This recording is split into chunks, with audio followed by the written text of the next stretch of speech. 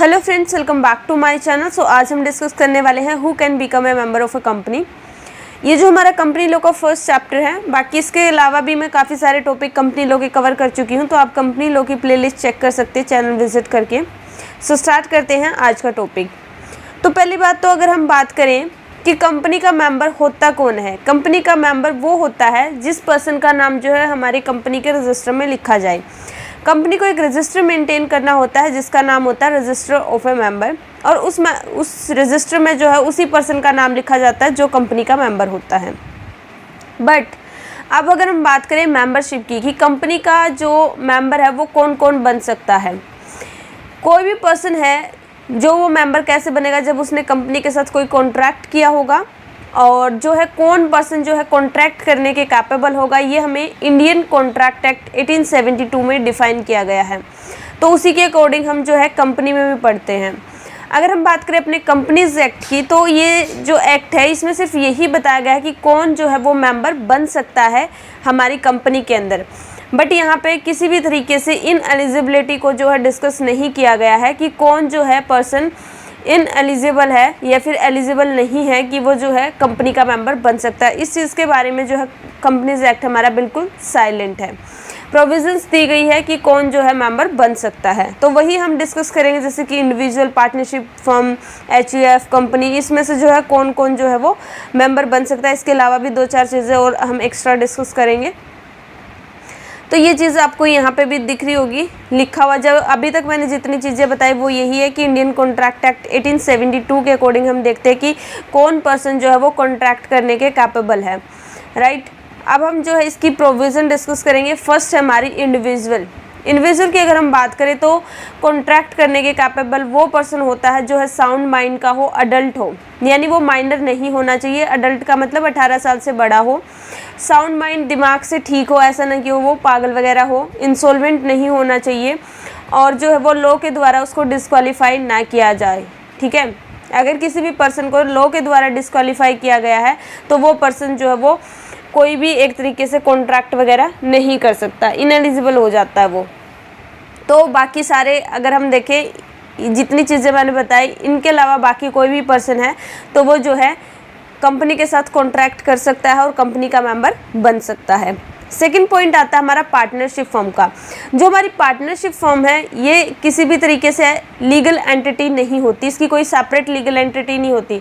जैसे कि अगर हम बात करें कंपनी की, तो कंपनी एक आर्टिफिशियल पर्सन मानते हैं क्योंकि वो लॉ के द्वारा बनाई गई है, उसको रजिस्टर किया जाता है, राइट। बट पार्टनरशिप जो है ये एक लीगल एंटिटी नहीं है, इसको लॉ के द्वारा रजिस्टर नहीं किया जाता, ठीक है। तो इस वजह से जो है पार्टनरशिप फर्म जो है ना तो कंपनी के शेयर बाय कर सकती है, ना ही कंपनी की मेंबर बन सकती है। बट जो पार्टनरशिप फर्म में पार्टनर काम कर रहे हैं वो जो है शेयर्स परचेज कर सकते हैं, वो कंपनी के मेंबर बन सकते हैं, राइट। इसके अलावा जो है इसी केस में पार्टनरशिप फर्म में इसकी एक एक्सेप्शन है जो कि हमारे सेक्शन 8 के रूल में प्रोवाइड की गई है अकॉर्डिंग टू कंपनीज एक्ट 2013। इसके बाद नेक्स्ट हमारा आता है एचयूएफ, और आप बोलो जॉइंट हिंदू फैमिली, जिनका फैमिली बिजनेस होता है यहाँ पे वो। तो फैमिली बिजनेस जिनका होता है, जिनकी जॉइंट हिंदू फैमिली होती है, जो घर में सबसे बड़ा होता है वो करता होता है, जो सारी चीज़ें हैंडल करता है, सारे डिसीजन वगैरह लेता है।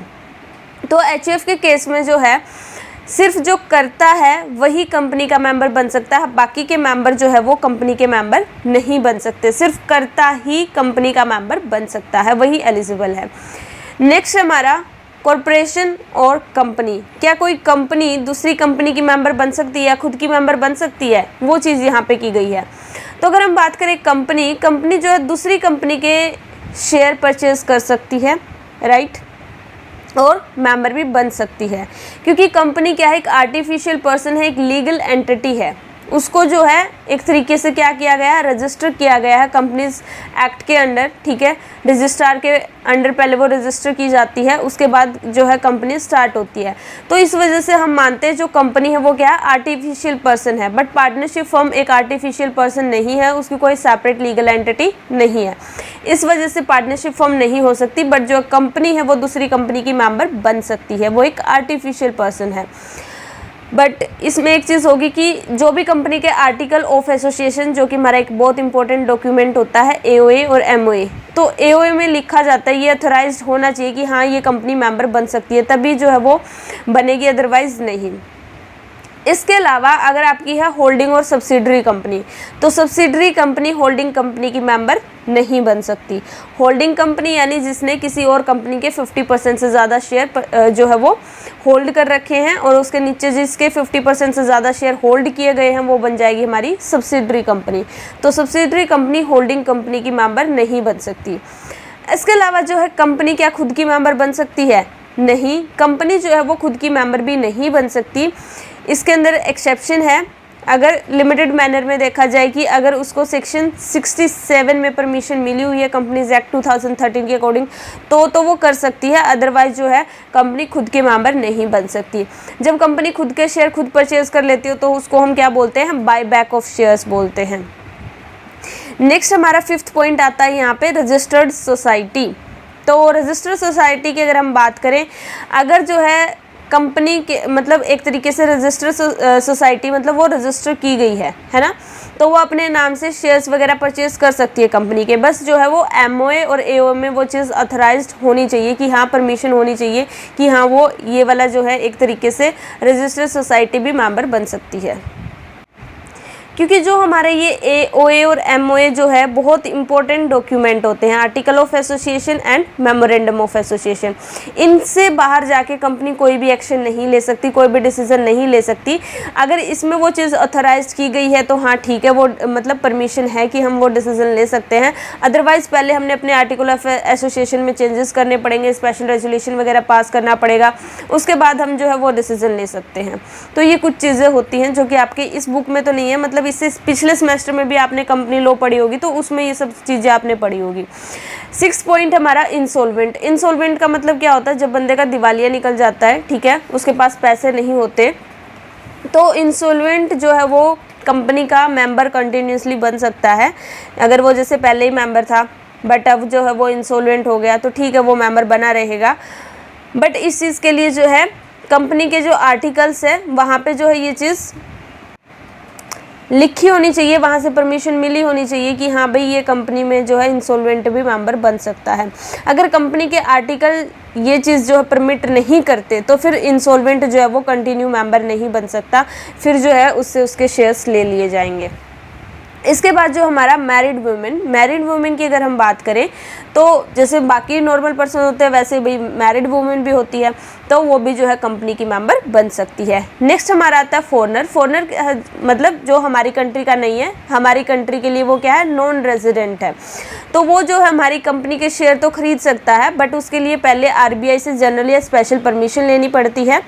और अगर मान लो जैसे कि चाइना का पर्सन है और वो हमारी कंट्री में कोई कंपनी है ABC, ठीक है, उसके शेयर उसने परचेज करे हैं और बाई चांस चाइना और इंडिया के आपस में क्या हो जाती है? वॉर हो जाती है, लड़ाई हो जाती है, तो उस केस में अपने आप ही वो एक तरीके से क्या हो गया? हमारी कंट्री के लिए दुश्मनी हो गए वो हमारे, ठीक है। तो इस वजह से उस टाइम दौरान, जिस टाइम तक वॉर चलती रहेगी, उस टाइम के दौरान उस पर्सन के जो है वोटिंग राइट्स, ठीक है, जो भी उसकी वोट करने की पावर थी, उसके अलावा जो भी वो नोटिस वगैरह उसको रिसीव होते थे वो सारे सस्पेंड हो जाएंगे। तब तक वॉर चलती रहेगी, ठीक है, जब तक वॉर ख़त्म नहीं हो जाती तब तक उसको उसके राइट्स वापस नहीं दिए जाएंगे। तो ये इसमें कुछ इम्पोर्टेंट चीज़ लिखी हुई है जो आपको पता होनी चाहिए। जिस टाइम वॉर चल रहा हो और उस कंट्री के पर्सन अगर हमारी कंट्री के मेंबर हैं, हमारी कंट्री की कंपनी के, तो उसको हम एलियन एनिमी बोलते हैं, ठीक है। तो उनके साथ हमने कोई भी संबंध नहीं रखने होते, हम उनको कोई भी अपनी इन्फॉर्मेशन नहीं देंगे, हम उनके साथ किसी तरीके का उस टाइम पे उसके जो भी वोटिंग पावर थी या फिर उसको जो राइट थे कि इसको नोटिस मिलना है, ये बोलना है, क्योंकि मेंबर्स के पास नोटिस वगैरह जाते हैं तो उस टाइम के दौरान वो सारे सस्पेंड हो जाएंगे, उसको कोई भी राइट नहीं दिया जाएगा। हाँ, बट वॉर ख़त्म होने के बाद उसको सारी चीज़ें वापस जो है अगर नॉर्मल हो जाती है कंडीशन, तो वो भी जो है उसको ऐसे ही दोबारा से उसकी वोटिंग पावर भी मिल जाएगी और उसको नोटिस वगैरह भी रिसीव होने स्टार्ट हो जाएंगे। नेक्स्ट हमारा आता है माइनर क्या होता है? जो 18 साल से छोटा हो। वैसे तो ये देखा जाता है अंडर इंडियन कॉन्ट्रैक्ट एक्ट की जो माइनर है उसकी इतनी कैपेसिटी नहीं होती कि वो अच्छे से सोच समझ के कोई भी डिसीजन ले सके। इस वजह से वो कंपनी के शेयर्स जो है वो जो है बाय नहीं कर सकता। अगर वो बाय करता है तो वो एक तरीके से वैलिड कॉन्ट्रैक्ट नहीं माना जाएगा, वॉइड माना जाएगा। वॉइड मतलब एक तरीके से जब कोई चीज़ गलत हो रही हो, इलीगल हो, राइट। क्योंकि अकॉर्डिंग टू कॉन्ट्रैक्ट एक्ट जो माइनर है ना तो वो जो है मेंबर बन सकता कंपनी का, ना ही कंपनी के शेयर परचेज कर सकता है। बट हाँ, उसके बिहाफ पे अगर कोई फैमिली का बड़ा बंदा जो है जो कि 18 साल से बड़ा है, उसके बिहाफ पे जो है शेयर परचेज कर सकता है। बट उसमें मेंबर जो है वो कंपनी के, जैसे पेरेंट्स है, किसी के पापा ने जो है सिग्नेचर करे तो उसके पापा ही कंपनी के मेंबर माने जाएंगे। ऐसे ही जैसे यहाँ पे केस दिया हुआ है ऑफिशियल लिक्विडेटर से रिलेटेड जो ये दिया हुआ है, इसके अंदर यही बात की गई है कि मान लो यहाँ पे क्या है कि एक फादर ने जो है अपनी डॉटर के बिहाफ पे क्या करें, शेयर परचेज करे हैं। तो उन्होंने जो है अपनी डॉटर का नाम जो है वहाँ पे रजिस्टर करवाया है और एक तरीके से एप्लीकेशन डाली है। जब कंपनी वाइंडिंग अप होने लगी तो उस केस में जो है रजिस्ट्रेशन में ये था कि माइनर का नाम लिखा हुआ था एज ए मेंबर, जो कि एक वॉइड है। बट जो फादर थे उनका कहना था कि उन्होंने एप्लीकेशन पे साइन करे हुए हैं, माइनर उनकी जो डॉटर है उनके बिहाफ है, तो उसके जो फादर है वही मेंबर माने जाएंगे। इसके जो है अपोजिट में बात की गई थी डायरेक्टर की। डायरेक्टर ने क्या बोला था कंपनी के, वो इस चीज़ के बारे में अवेयर नहीं है कि एक माइनर का नाम जो है वो रजिस्टर में रजिस्टर किया गया है, तो इस करके वो माइनर का नाम जो है वो कैंसिल कर सकते हैं और जो भी है उनका रजिस्टर है उसमें से उस नाम को डिलीट कर दिया जाएगा। अब जो बात आती है यहाँ पे, इस केस में कंपनी क्या कर सकती है, जितने भी शेयर्स के प्राइस पे करे थे माइनर ने अलॉटमेंट पे, उसकी जो है पेमेंट रिटर्न कर दी जाएगी। ऐसा भी हो सकता है। और दूसरा क्या कि जो कंपनी ने माइनर को दिया है कि एज ए उसको डिविडेंड जो भी अमाउंट मिली है वो भी उसको रिटर्न करनी पड़ेगी। ये चीज़ें है डिपेंड करेगी सर्कमस्टांसिस पे कि कोर्ट क्या डिसाइड करती है, क्योंकि कंपनी चाहे तो माइनर का नाम डिलीट कर सकती है। क्यों कर सकती है कंपनी ये चीज़, रिफ्यूज़ कर सकती है क्योंकि वो माइनर के ऊपर किसी तरह का कोई भी प्रेशर नहीं डाल सकती कि उनको जो है पेमेंट करनी ही करनी पड़ेगी, क्योंकि माइनर पेमेंट नहीं कर सकता। बट अगर फुली पेड अप शेयर है तो डायरेक्टर हाँ भी कर सकते हैं कि वो जो है उसका नाम लिख लेंगे साथ में, और जो है पेरेंट्स, जो भी उनके पेरेंट्स होंगे या जो भी उनके बिहाफ पे शेयर परचेज कर रहे हैं उनके सिग्नेचर करा के उनको एज ए मेंबर ट्रीट कर सकते हैं, क्योंकि वहाँ पे फुली पेड अप शेयर होंगे तो अमाउंट से रिलेटेड कोई भी यहाँ पे जो एक तरीके से लड़ाई झगड़े नहीं हो सकते। हाँ, बट इन केस ऑफ अगर माइनर जो है रॉन्ग इन्फॉर्मेशन देकर कंपनी के मेंबर बनते हैं तो उस केस में कंपनी के पास पूरा राइट होता है कि वो उनका नाम जो है वो रिजेक्ट कर सकती है, क्योंकि उन्होंने एक तरीके से गलत इन्फॉर्मेशन दी है। तो कंपनी क्या करेगी, उनका रजिस्टर से नाम हटा सकती है और जो भी उनकी एप्लीकेशन की मनी थी वो उनको वापस कर सकती है, और जो भी उनको डिविडेंड अगर वगैरह कोई भी अमाउंट वगैरह पे करी है तो वो उनसे वापस ले ली जाएगी। नेक्स्ट पॉइंट हमारा आता है जॉइंट होल्डर। जॉइंट होल्डर का मतलब क्या होता है, जब 2 या 2 से ज़्यादा लोग जो है शेयर्स परचेज कर लेते हैं एक साथ। मान लो जैसे हमने किसी कंपनी के शेयर खरीदे, एक मैं हूँ और मेरे साथ एक और पार्टनर है बी, राइट। मैं ए हूँ और एक और पार्टनर है बी, दोनों ने मिलकर जो है एक कंपनी के शेयर परचेज कर लिए, ठीक है। तो हम दोनों क्या बन गए, जॉइंट होल्डर बन गए। यहाँ पे क्या बोला गया है कि अगर आपकी पब्लिक कंपनी है तो उस केस में से तो दोनों को अलग अलग माना जाएगा, ठीक है, दोनों अलग अलग मेंबर काउंट हो जाएंगे, राइट। इसके बाद अगर हम बात करें, अगर हमारी है प्राइवेट कंपनी तो जो दोनों को क्या माना जाएगा, जॉइंट ओनर माना जाएगा शेयर्स का, राइट। बट मेंबर जो है वो सिर्फ एक ही बनेगा। पब्लिक के केस में तो दोनों मेंबर बन जाएंगे, बट प्राइवेट के केस में दोनों में से सिर्फ एक ही मेंबर बनेगा, और हम दोनों को एक साथ अगर मिलाकर बोलेंगे तो क्या बन जाएंगे, हम जॉइंट ओनर बन जाएंगे। तो इस केस में जिसका नाम रजिस्टर में पहले लिखा जाएगा उसको जो है शेयर सर्टिफिकेट मिलेगा, राइट, क्योंकि उसका नाम पहले लिखा गया है। इसके अलावा जितनी भी पेमेंट वगैरह के लिए जैसे पेमेंट करनी है, कॉल की करनी है, कोई भी अलॉटमेंट वगैरह की पेमेंट करनी है, तो दोनों ही रिस्पॉन्सिबल होंगे। कोई भी नोटिस वगैरह आएगा तो उस पर्सन के पास जाएगा जिसका नाम पहले लिखा गया था। बट हम दोनों अगर कंपनी की मीटिंग वगैरह में जो अटेंड करना चाहते हैं तो बाय रोटेशन मीटिंग वगैरह भी अटेंड कर सकते हैं।